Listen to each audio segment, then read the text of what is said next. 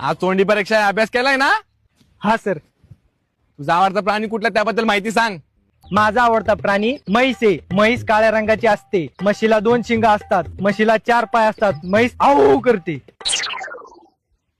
बरं ठीक आहे. तुझा आवडता रंग कुठला? माझा आवडता रंग काळा आहे. काळ्या रंगाची म्हैस असते. म्हशीला 2 शिंग असतात. म्हशीला